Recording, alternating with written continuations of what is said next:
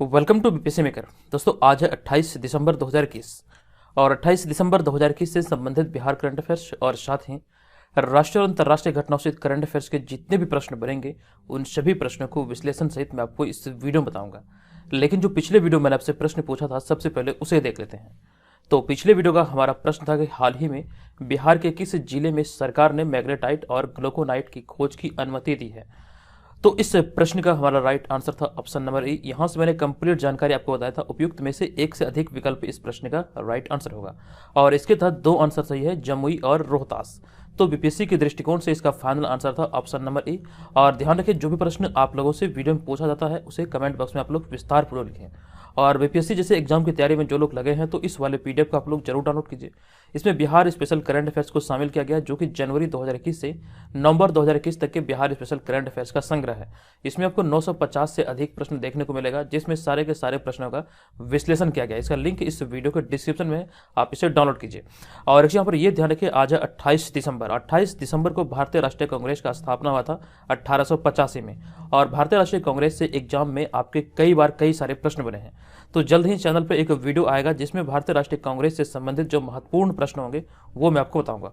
तो इंतजार कीजिए, वो वीडियो जल्द ही चैनल पे आने वाला है। आज का यहाँ पे हमारा पहला प्रश्न है कि हाल ही में या फिर किस राज्य की सरकार ने औद्योगिक क्षेत्र के लिए जमीन अधिग्रहण के बजाय जमीन खरीदने का निर्णय लिया है। ये निर्णय अभी हाल ही में लिया गया है। इसका राइट आंसर होगा ऑप्शन नंबर बी, यानी कि ये निर्णय अभी हाल ही में बिहार सरकार ने लिया है। आपको इस प्रश्न के बारे में विस्तृत जानकारी दे दूं कि बिहार में किसी योजना के लिए जमीन का अधिग्रहण सरकारी स्तर पर किया जाता आ रहा है जिससे कई सारी दिक्कतें आ रही हैं। कहने का तात्पर्य यहाँ पर यह है कि जितनी भी सरकारी योजनाएं होती है, अगर उन योजनाओं में जमीन की जरूरत होती है तो जमीन का अधिग्रहण किया जाता था। लेकिन यहाँ पर अब जो निर्णय लिया गया है इसके अनुसार यहाँ पे कहा गया है कि अब जमीन का अधिग्रहण नहीं किया जाएगा बल्कि जमीन को खरीद लिया जाएगा। यहाँ पर हमने नेक्स्ट पॉइंट में लिखा है कि इसलिए राज्य के उद्योग विभाग ने अब यह तय किया है कि औद्योगिक क्षेत्र के लिए सरकार लोगों से सर्किल रेट पर जमीन की खरीद करेगी। ये आपको ध्यान रखना, जिस एरिया में जमीन की जितनी रेट होगी, जितनी दर होगी, उस अनुसार यहाँ पर कह सकते हैं जमीन की खरीदारी की जाएगी बिहार राज्य उद्योग विभाग के द्वारा। एक चीज यहाँ पर यह ध्यान रखें, बिहार राज्य के जो अभिवर्तमान उद्योग मंत्री है यह है सैयद शाहनवाज हुसैन। हमने यहाँ पे नेक्स्ट पॉइंट में लिखा है इसके लिए प्राइवेट लैंड परचेज पॉलिसी 2021 लाई गई है। प्रश्न आपका यहाँ से इस प्रकार से भी बन सकता है, किस राज्य सरकार द्वारा भी हाल ही में प्राइवेट लैंड परचेज पॉलिसी 2021 लाई गई है। इसका राइट आंसर होगा बिहार सरकार। तो इस तरह से चीजों का आपको ध्यान रखना है। हमारा अगला होगा दूसरा प्रश्न। यह प्रश्न हाल ही में आई परिवहन विभाग की रिपोर्ट के अनुसार बिहार में सड़क दुर्घटना में कितने प्रतिशत की कमी आई है। एक चीज यहाँ पर मैं आपको पुनः बता दूं कि जो आंकड़े वाले प्रश्न होते हैं ये बहुत इंपॉर्टेंट होते हैं। तो यहाँ पे अगर हम इस प्रश्न के राइट आंसर की बात करें तो इसका राइट आंसर है हमारा ऑप्शन नंबर सी, यानी कि 13.7% की कमी आई है। आपको ध्यान रखना है कि बिहार में साल 2019 की तुलना में 2020 में 13.7% सड़क दुर्घटनाओं में कमी आई है। एक चीज यहाँ पर ध्यान रखिए, मैंने एक पॉइंट लिखा है सड़क दुर्घटना में, मौत की मैंने चर्चा नहीं की है। मौत वाले जो आंकड़े यहाँ पर अगले पॉइंट में लिखा गया और दुर्घटना के कारण होने वाले मौतों में भी 7% की कमी आई है। ये रिपोर्ट अभी हाल ही में कह सकते हैं परिवहन विभाग के द्वारा जारी किया गया था। तो यहाँ से आप ये चीज़ों को ध्यान रखिए। हमारा अगला यहाँ पे होगा तीसरा प्रश्न। यह प्रश्न हाल ही में बिहार के किस प्रसिद्ध साहित्यकार की जयंती मनाई गई है। इंपॉर्टेंट प्रश्न है और इस प्रश्न के अगर हम राइट आंसर की बात करें तो इसका राइट आंसर होगा हमारा ऑप्शन नंबर डी, यानी कि राम वृक्ष बेनीपुरी। राम वृक्ष बेनीपुरी बिहार के प्रसिद्ध साहित्यकार थे जिनका जयंती अभी हाल ही में मनाया गया है। आपको इस प्रश्न के बारे में विस्तृत जानकारी दे दूं कि हाल ही में 23 दिसंबर को बिहार के प्रसिद्ध साहित्यकार राम वृक्ष बेनीपुरी की 119वीं जयंती मनाई गई। आपको ध्यान रखना ये 119वीं जयंती है। और अगर उनके जन्म की बात करें तो राम वृक्ष बेनीपुरी का जन्म 23 दिसंबर 1902 को बिहार के मुजफ्फरपुर जिले में हुआ था और मुजफ्फरपुर में ही बिहार का पहला मेगा फूड पार्क का निर्माण भी किया जा रहा है। ये आपको यहाँ से ध्यान रखना है।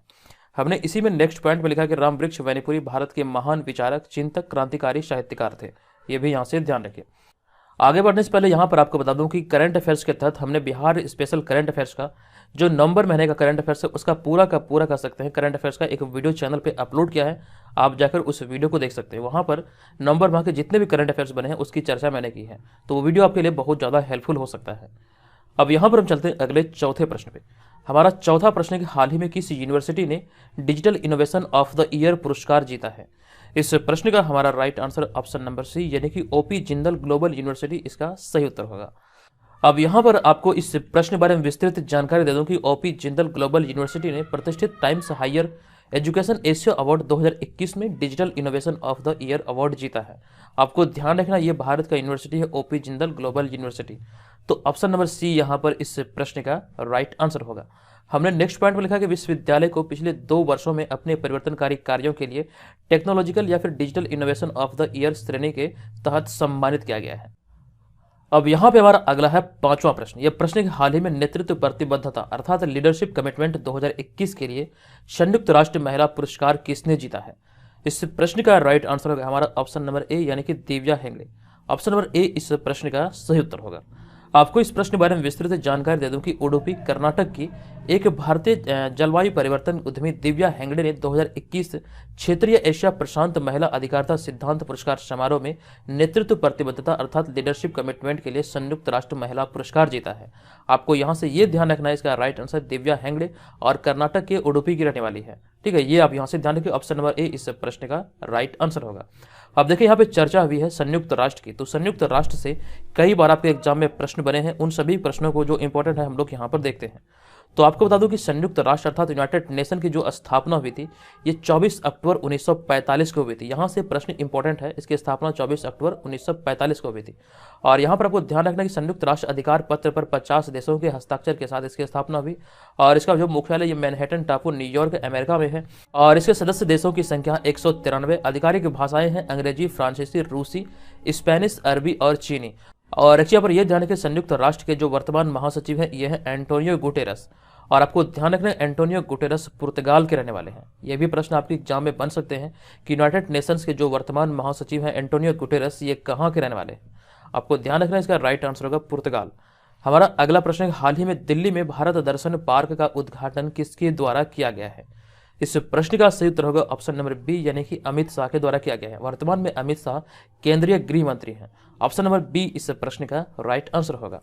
आपको इस प्रश्न के बारे में विस्तृत जानकारी दे दूं कि केंद्रीय गृह मंत्री अमित शाह ने 25 दिसंबर 2021 को दिल्ली में भारत दर्शन पार्क का उद्घाटन किया है। अब यहाँ पर बात आई है भारत दर्शन पार्क की। तो भारत दर्शन पार्क की अगर हम बात करें तो जहाँ बेकार चीज़ों और अपशिष्ट सामग्री से भारत के कई प्रतिष्ठित स्मारकों की आकर्षक प्रतिकृतियां बनाई गई है, ये आपको ध्यान रखना है। और ये भारत दर्शन पार्क 8 एकड़ में फैला हुआ है। उस चीज़ को हमने यहाँ पर अगले पॉइंट में एकदम से डिटेल में लिखा है कि 8 एकड़ में फैले इस उद्यान में Qutub Minar, Taj Mahal, Char Minar, Gateway of India, Konark मंदिर, नालंदा अवशेष, मैसूर महल, मीनाक्षी मंदिर, Hampi, Victoria Memorial Hall, Sanchi स्तूप, गोल गुंबज, अजंता और एलोरा की गुफाएं और हवा महल सहित कई स्मारकों की प्रतिकृतियां बनाई गई हैं। आपको ध्यान रखना ये 8 एकड़ में फैला हुआ ये भारत दर्शन पार्क है। इसका उद्घाटन अभी हाल ही में दिल्ली में किया गया और ये उद्घाटन किनके द्वारा किया गया आपको ध्यान रखना गृह मंत्री अमित शाह के द्वारा किया गया है। ये तमाम चीजें यहाँ से आपको ध्यान रखना है। और ये सारे जो मैंने यहाँ पर आपको बताया है स्मारक के बारे में, ये सारे स्मारकों की प्रतिकृतियां वहां पर बनाई गई है। चलिए अब यहाँ पर हम चलते हैं अगले 7वें प्रश्न पे। हमारा 7वां प्रश्न है हाल ही में किस भारतीय क्रिकेटर ने अंतर्राष्ट्रीय क्रिकेट से संन्यास लेने की घोषणा की है। इस प्रश्न का हमारा राइट आंसर होगा ऑप्शन नंबर डी यानी कि हरभजन सिंह इस प्रश्न का राइट आंसर होगा। आपको बता दूं कि हाल ही में भारत के दिग्गज ऑफ स्पिनर हरभजन सिंह ने अंतर्राष्ट्रीय क्रिकेट से संन्यास लेने की घोषणा की है और उन्होंने ये घोषणा ट्विटर के माध्यम से किया है। हमने यहाँ पर नेक्स्ट पॉइंट में लिखा कि हरभजन सिंह 2007 में T20 और 2011 में वनडे वर्ल्ड कप जीतने वाले भारतीय टीम के सदस्य थे। और हरभजन सिंह ने भारत के लिए 23 साल के अंतर्राष्ट्रीय कैरियर में 711 विकेट लिए। नेक्स्ट पॉइंट हमने लिखा कि 2016 के बाद से हरभजन सिंह ने कोई भी अंतर्राष्ट्रीय मैच नहीं खेला था। अब यहाँ पे हमारा अगला पॉइंट है ब्रून एंड बेयर स्किन और साथ साथ ई बाइक गो कंपनी ने क्रिकेटर हरभजन सिंह को ब्रांड एम्बेसडर बनाया है। ये यहाँ से ध्यान रखिए। अब यहाँ पे संन्यास की बात है तो क्रिकेटर के संन्यास से आपके एग्जाम में कई बार प्रश्न बने हैं। उनमें से जो मोस्ट इंपॉर्टेंट है, कई बार शायद आपके एग्जाम में पूछे गए हैं, मुझे याद है शायद एक एग्जाम में प्रश्न पूछा गया है कि कह सकते हैं जो महेंद्र सिंह धोनी भारतीय विकेटकीपर बल्लेबाज थे, तो महेंद्र सिंह धोनी के साथ किस क्रिकेटर ने संन्यास की घोषणा की थी। ये प्रश्न बहुत ज्यादा इंपॉर्टेंट है। इसका राइट आंसर होगा सुरेश रैना। ये ध्यान रखिएगा आप लोग। हमारा अगला होगा यहाँ पर 8वां प्रश्न। लेकिन उससे पहले यहाँ पे बात है आईसीसी की यानी कि क्रिकेट की। तो क्रिकेट की जो सर्वोच्च संस्था यह है आईसीसी। आईसीसी का जो फुल फॉर्म होता है ये होता है इंटरनेशनल क्रिकेट काउंसिल। यहाँ से आपके प्रश्न जरूर बनते हैं। तो आईसीसी के अगर हम सिद्धांत की बात करें तो इसका सिद्धांत होता है अच्छाई के लिए क्रिकेट और इसकी स्थापना 15 जून 1909 को हुआ था। इसका मुख्यालय दुबई संयुक्त अरब अमीरात में है। वर्तमान में आईसीसी के 106 देश सदस्य हैं और आधिकारिक भाषा है अंग्रेजी। और आईसीसी के चेयरमैन है वर्तमान में ग्रेग बार्कले जो कि न्यूजीलैंड के हैं। और वर्तमान सीईओ हैं जोफ एर्नांडिस और ये ऑस्ट्रेलिया के हैं। एक चीज़ यहाँ पर ये ध्यान रखिए, इससे पहले यानी कि जोफ एर्नांडिस से पहले आईसीसी के सीईओ थे मनु साहनी। मनु साहनी ने इस्तीफा दिया था, जिसके बाद यहाँ पर कह सकते हैं आईसीसी के सीईओ जोफ एर्नांडिस को अंतरिम तौर पर बनाया गया था, लेकिन अभी हाल ही में मुख्य रूप से इन्हें पदभार दे दिया गया है सीईओ के तौर पर। तो वर्तमान सीईओ जो अभी हैं यह है जोफ एर्नांडिस और ये ऑस्ट्रेलिया के हैं। हमारा अगला होगा 8वां प्रश्न। ये प्रश्न हाल ही में अंतर्राष्ट्रीय स्कीइंग प्रतियोगिता में किस भारतीय खिलाड़ी ने कांस्य पदक जीता है। ये बहुत ज्यादा चर्चे में है, तो आप इसे इंपॉर्टेंट प्रश्नों की श्रेणी में रख सकते हैं। इस प्रश्न का हमारा right answer option number A यानी कि आंचल ठाकुर इसका सही उत्तर होगा। आपको इस प्रश्न के बारे में विस्तृत जानकारी दे दूं कि हाल ही में यूरोपियन देश मेंटेनेग्रो में हुई अंतर्राष्ट्रीय स्कीइंग प्रतियोगिता में भारत की आंचल ठाकुर ने इतिहास रच दिया और उन्होंने स्कीइंग अल्पाइन में भारत के लिए कांस्य पदक जीता है। आपको ध्यान रखना, इसका राइट आंसर होगा आंचल ठाकुर। अब यहाँ पे हमारा इसी में अगला पॉइंट है, इससे पहले 2018 में भी उन्होंने तुर्की में हुए यानी कि आंचल ठाकुर ने इससे पहले 2018 में तुर्की में हुई स्कीइंग के अंतर्राष्ट्रीय प्रतियोगिता में कांस्य पदक जीता था और इस प्रकार वह देश की पहली महिला खिलाड़ी है जिन्होंने स्कीइंग में भारत के लिए किसी अंतर्राष्ट्रीय प्रतियोगिता में 2 कांस्य पदक जीता है। ये आपको यहाँ से ध्यान रखना है। स्कीइंग की अगर हम बात किया जाए तो यहाँ पर आपको ध्यान रखना है, भारत के लिए इन्होंने 2 कांस्य पदक जीता। एक तो जीता है मेंटेनेग्रो में भी हाल ही में और दूसरा तुर्की में जीता था 2018 में। और यहाँ पे हमने बात की है आंचल ठाकुर की, तो आपको ध्यान रखना है उस पॉइंट को हमने यहाँ पर ऐड नहीं किया। आंचल ठाकुर का जो संबंध है या फिर आंचल ठाकुर जो रहने वाले हैं ये हिमाचल प्रदेश के मनाली की रहने वाले हैं। आप लोग भी इसे मतलब कर सकते हैं, कॉपी में नोट कर लीजिएगा, ठीक है। अब यहाँ पर एक पॉइंट और बना था हाल ही के दिनों में, मैंने आपको बताया था, ये भी इंपॉर्टेंट था कि हाल ही में अनहाद सिंह जूनियर स्क्वैश जीतने वाली पहली भारतीय महिला बनी है। तो ये भी इंपॉर्टेंट प्रश्नों की श्रेणी में है, इसे भी आप यहाँ से अपनी कॉपी में नोट कीजिए। हमारा अगला होगा यहाँ पर 9वां प्रश्न। यह प्रश्न हाल ही में कौन सा नौसेना का जहाज 32 साल सेवा देने के बाद सेवा मुक्त हो गया। मोस्ट इंपॉर्टेंट प्रश्नों की श्रेणी में आप इसे रख सकते हैं। इस प्रश्न का हमारा राइट आंसर होगा ऑप्शन नंबर डी यानी कि INS khukri. Option number D यहाँ पर इस प्रश्न का राइट आंसर होगा।